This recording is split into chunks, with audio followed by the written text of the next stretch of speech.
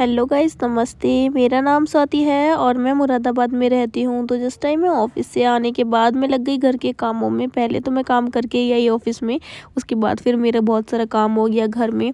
तो मैंने काफ़ी सारा दूध इकट्ठा हो गया था, तो फिर मैंने इसको रख दिया गैस के ऊपर। और बहुत ज़्यादा मतलब भूख सी लग रही थी, मैं कुछ खाने के लिए लेकर नहीं गई थी ऑफ़िस, तो मैंने सोचा चलो चाय ही बना लेते हैं। तो मैंने फिर यहाँ पर चाय बनाई, अदरक वाली, बिल्कुल कड़क, एकदम मज़ेदार सी चाय बनाकर तैयार करी। आप लोगों को तो वैसी मेरी चाय की रेसिपी मतलब अच्छी लगती है।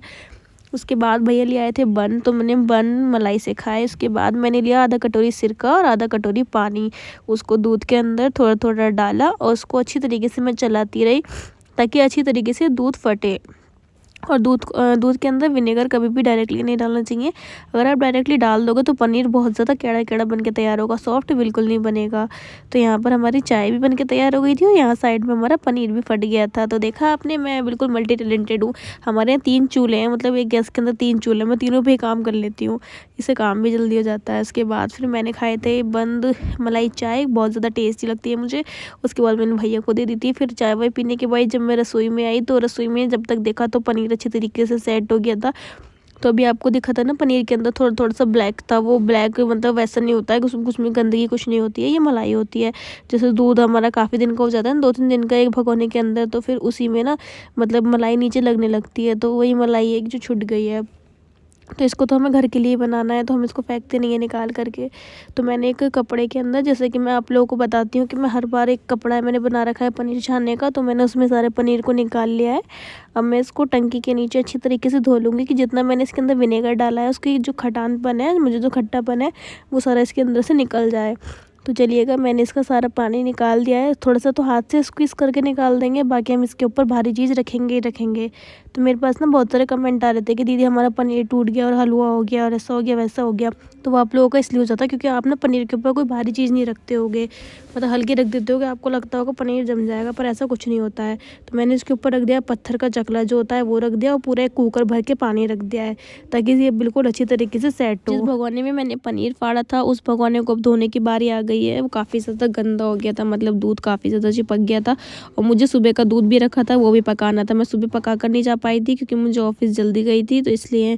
तो यहाँ पर फिर मैंने दूध को पकने के लिए रख दिया, जो सुबह का दूध था। बाकी जो पहले का दूध रखा था उसको तो मैंने फाड़ करके पनीर बना लिया।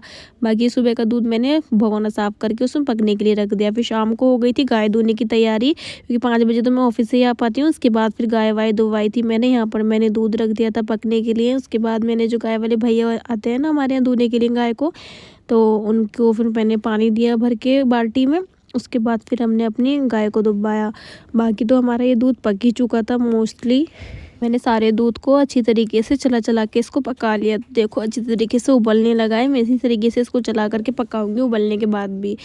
उसके बाद पापा ले आए थे आटा, क्योंकि आटा ख़त्म हो चुका था घर में, तो इसलिए मैंने फिर पापा से आटा मंगा लिया था, क्योंकि बिना आटे के तो क्या ही ज़िंदगी है, कैसे रोटी खाएँगे हम।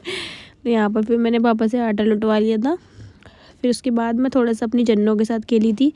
तो मेरी जन्नों बहुत ज़्यादा तेज़ हो रही है, दिन पे दिन बहुत ज़्यादा सबको पहचानने लगी है अभी ये। तो देखो कैसी मेरी उंगली खा रही, सोच रही होगी कि अभी दूध पिला दे बस ये। तो यहाँ पर फिर मैं आ गई थी मटर छीलने के लिए। मुझे मटर छीलने का काम बिल्कुल अच्छा नहीं लगता, मतलब मुझे मटर छीलनी ही अच्छी नहीं लगती है कि ना। एक तो ये मतलब बिल्कुल ऐसा बोरिंग सा काम है और इसमें काम भी कुछ निपटता नहीं है, बस एक मटर ही छिलती है। तो इसलिए मुझे और अच्छा नहीं लगता ये काम करने। एक तो वैसे भी टाइम टेकिंग होती है ये चीज़ें, और मुझे बिल्कुल भी पसंद नहीं है। ये काम का काम नहीं हो रहा और इतना सारा बढ़ गया। फिर मैंने थोड़ी सी ना मटर छील ली थी, जितनी मुझे यूज़ करनी थी, क्योंकि अब मैं बनाने जा रही हूँ मटर पनीर। बाकी की मैंने मटर रख दी है, बाकी अब छीलेंगे जब थोड़े से खाली बैठे होंगे तो पापा लेकर आए थे टमाटर, 2 टमाटर ले लिए बड़े बड़े साइज़ के। उसके बाद ये पहले का पनीर रखा था जो मैंने आपको पहले वाली वीडियो शेयर करी थी आप लोगों के साथ। तो अब इसको काटने की बारी आ गई है। बाकी तो दूसरा पनीर बन के तैयार हो ही गया है, पर ये जो पनीर रखा था पहले का, आज हम उसको यूज़ कर लेंगे। इसको रख देते हैं उठा के, इसको करेंगे फिर कभी यूज़। तो मैं 2-3 दिन आराम से पनीर को रख के खा लेते हैं, मतलब कच्चा पनीर रख सकते हैं हम 2-3 दिन में, कोई ख़राब नहीं होता है। तो यहाँ पर फिर मैं इसको ढक के रख दूँगी अंदर, और बाकी हम इसको बनाएंगे दूसरे वाले को। तो चलो अब इसकी कटिंग कर लेते हैं। तो आज मैं आप लोगों को बताऊंगी कि मैंने मटर पनीर मतलब कैसे बनाती हूँ।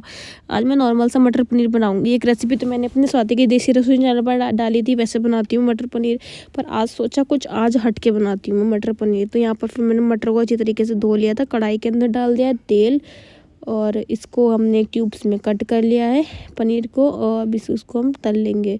वैसे मैं पनीर को तल के नहीं बनाती हूँ, पर आज मेरा मन था कि मैं थोड़ा सा अलग तरीके से पनीर बनाऊँ, जैसे बनता है ना सभी के यहाँ पे इस तरीके से। तो यहाँ पर फिर मैंने टमाटर को मोटा मोटा चॉप कर लिया था, साइड में फिर मैंने प्याज को भी चॉप कर लिया और बाकी सब कर लिया था। तो यहाँ पर पनीर भी अच्छी तरीके से फ्राई हो गया है, आप लोग देख ही सकते हो, मतलब बिल्कुल गोल्डन फ्राई सा हो गया है। बहुत से लोग कमेंट करेंगे जल गया है पनीर, तो जला नहीं, जला होता तो बिल्कुल ब्लैक तो होता ही, रेड रेड सा नहीं होता अगर जला होता तो पनीर। तो यहाँ पर फिर मैंने ना उसको पानी में डाल दिया था ताकि ये कैड़ा ना हो, बिल्कुल सॉफ्ट रहे ठंडे पानी के अंदर। तो यहाँ पर अदरक लहसुन और सारी चीज़ों को मैंने कट कर लिया है। पहले अदरक लहसुन प्याज को एक साथ पेस्ट बना लेंगे एक साथ, टमाटर को नहीं डाला है, पहले इसी को पेस्ट बनाएंगे। तो देखो इसको मैंने अच्छी तरीके से इसको मिक्सर ग्राइंडर में डाल करके इसका पेस्ट बना लिया है। अब हम डालेंगे टमाटर, अब टमाटर को भी अच्छी तरीके से पीस लेंगे।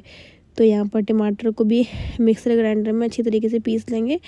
तो यहाँ पर सब चीज़ें हमारी तैयार हो गई हैं। पनीर को पानी में डाल के रख दिया है, बाकी सारे मसाले तैयार हो गए हैं।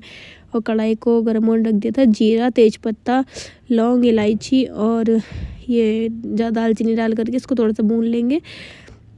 उसके बाद जो हमने प्याज अदरक लहसुन पीस के रखा था उसको डाल दिया है कढ़ाई के अंदर। अब इसको भी जब तक भूनेंगे जब तक कि बिल्कुल मतलब इसका पानी बिल्कुल रिलीज़ नहीं हो जाता है और बिल्कुल अच्छी तरीके से थोड़ी सी गोल्डन नहीं हो जाती है। थोड़ी सी ना मैं वीडियो एडिट करने में लग गई थी कोई, तो थोड़ी सी मेरी लग भी गई थी ये प्याज, खैर जली नहीं थी, बस थोड़ी सी लग गई थी नीचे, पर भुन चुकी है अब। तो नॉर्मल से जो मसाले होते हैं वो डाल दिए हैं, हल्दी धनिया मिर्च मसाले, बाकी नमक वमक डाल दिया है। बस इसको अच्छी तरीके से पानी डाल करके हम जब तक पकाएंगे बिल्कुल ऑयल सेपरेट नहीं हो जाएगा। साइडों में देख सकते हो अब ऑयल आ चुका है बिल्कुल। तो अब इसके अंदर डाल देंगे जो हमने टमाटर पीस के रखे थे, अब इसको भी अच्छी तरीके से पका लेंगे जब तक इसका बिल्कुल पानी सूख नहीं जाता है और थोड़ा सा बिल्कुल ऑयल बिल्कुल सेपरेट नहीं हो जाता है। तो चलो अब इसको भी पका लेंगे ढक कर के। तो यहाँ पर मसाला थोड़ा पक चुका था, तो मैंने सोचा कि इसके अंदर मटर डाल देते हैं ताकि मटर में क्या है, मटर इसके साथ थोड़ी सी पक जाएंगी, तो इसको अब ढक देंगे। तो यहाँ पर निकाल लिया मैंने आटा, साइड में कर रही थी मैं अपनी बहन से बात, जिससे मैंने बोला था चलो हेलो कर गाइस को, तो वो थोड़ा सा आपको हेलो कर रही थी। थोड़ा सा नमक डाल के मैं आटे में मल लूँगी। तो आप लोग आटे में नमक डाल के मलते हो या नहीं मलते हो मुझे कमेंट करके ज़रूर बताओ। तो यहाँ पर फिर मैंने मतलब रख दिया था, मैंने थोड़ा सा ना गर्म दूध कर लिया था, मैं दूध से आटा मल रही थी। कभी कभी मलती हूँ वैसे मैं दूध से आटा, मतलब वैसे मोस्टली तो पानी से ही मलना हो जाता है, पर दूध से ही मल लेती हूँ जब मेरा थोड़ा सा मन करता है, जब मुझे लगता है कि हाँ थोड़ा सा सॉफ्ट आटा मलना है तो यहाँ पर फिर मैंने बिल्कुल सॉफ्ट सा आटा गूँध के तैयार करा दूध से, आप देख सकते हो कितना ज़्यादा सॉफ्ट है। तो यहाँ पर फिर हमारा मसाला भी एक साइड में भुन चुका था, ऑयल बिल्कुल सेपरेट हो गया था मटर के साथ। क्योंकि ऐसा होता है जब भी मटर पनीर बनाती थी ना, मटर थोड़ी सी कच्ची सी रह जाती थी, तो इसलिए मैंने सारे मसाले के साथ ही मटर को पका लिया। तो यहाँ पर हमारा मैंने डाल दिया है जो पानी था मतलब पनीर का, वो भी डाल दिया था और पनीर भी डाल दिया। अब इसको जब तक पकाएंगे जब तक अच्छे तरीके से उबल नहीं जाता है। तो चलो लिड ढक के हम इसको पका लेंगे। बिना धनिया के तो भाई मटर पनीर अधूरा ही है, और मेरी तो वैसे भी सारी सब्जियाँ अधूरी रहती हैं बिना धनिया पत्ती के। तो यहाँ पर मैंने धनिया ले लिया है, उसको अच्छी तरीके से वॉश कर लिया है, फाइनली चॉप कर लिया है। अब जो हमारा ये पक गया था मटर पनीर, इसके अंदर डाल दिया है धनिया को सारे को। तो यहाँ पर हमारी बहुत मज़ेदार सी मटर पनीर की सब्ज़ी बन के तैयार है। फिर यहाँ पर मैंने आटा मल लिया था बिल्कुल सॉफ्ट सा, तो मैंने बनाई थी पूड़ी, क्योंकि मैंने सोचा चलो पूड़ी ही बना लेते हैं, क्योंकि और कुछ बनाने का मन था नहीं, मैंने सोचा चलो पूड़ी बना लेते हैं। फिर पता चला कि भैया को तो पूड़ी खानी नहीं है, क्योंकि उनकी और ही थोड़ी तबीयत ख़राब और डॉक्टर ने मना करा था उनको तेल चिकनाई खाने से। तो फिर मैंने उनके लिए तो रोटी सेकी थी अलग से। यहाँ पर फिर मैंने थोड़ी सी प्याज काट ली थी, मेरा मन कर रहा था, तो थोड़ा सा नमक डाल लिया था मैंने इसके ऊपर। यहाँ पर आप देख ही सकते हो कि अच्छी सी हमारी मटर पनीर की सब्ज़ी बन के तैयार हो गई है। तो कैसे कैसे मटर पनीर की सब्ज़ी अच्छी लगती है मुझे कमेंट करके ज़रूर बताना। आप लोगों को मेरी आवाज़ थोड़ी सी ऐसी लग रही होगी ना, भारी भारी सी, हाँ मुझे जुकाम खांसी वगैरह हो रही है ना, इसलिए थोड़ी सी तबीयत ख़राब चल रही है। तो यहाँ पर हमारी एकदम फूली फूली सी पूड़ी बन के तैयार हो गई है। साइड में मैंने पापा के लिए दूध मतलब उबलने के लिए रख दिया था, जो रात में दूध पीता है उसके लिए। तो यहाँ पर हमारे सब खाना बन के तैयार हो गया है। यहाँ पर मैंने अपने पापा की थाली लगा दी थी, थोड़ी सी नमक मिर्च डाल करके दही भी दे दिया था। तो यहाँ पर अब मैं सेक रही हूँ भैया के लिए रोटियाँ, क्योंकि हमें सिर्फ अपना ही ध्यान नहीं बल्कि सबका ध्यान रखना पड़ता है, सबके चीज़ों से चलना पड़ता है कि हाँ अगर उसको थोड़ी सी परेशानी ना हो, आपके थोड़े से मतलब आलस के कारण उसको परेशानी हो जाए तो ये चीज़ अच्छी नहीं है। तो इसलिए थोड़ा सा आलस को परे करते हुए मैंने फिर भैया के लिए सेक दी थी रोटियाँ। और बाकी हमने तो पूड़ी खाई थी। तो ऐसे मैंने सब खाना वाना बनाया था। तो आप लोग भी ना आलस मत करा करो कभी आपके आलस से दूसरों को परेशानी हो सकती है, इसलिए कभी आलस को पीछे करके अपना नॉर्मल सा खाना वाना सब बना लिया करो, अपने काम कर लिया करो जो भी काम होते हैं। तो यहाँ पर मैं ले आई हूँ अपना खाना, उसके बाद मैं थोड़ा सा भगवान जी को चढ़ाने के बाद मैं खा लूँगी। तो मुझे तो मटर पनीर बहुत ज़्यादा अच्छा लगता है। आपको कैसा लगता है मुझे कमेंट करके ज़रूर बताना, और आप लोग क्या क्या खाते हो यही बताना ज़रूर।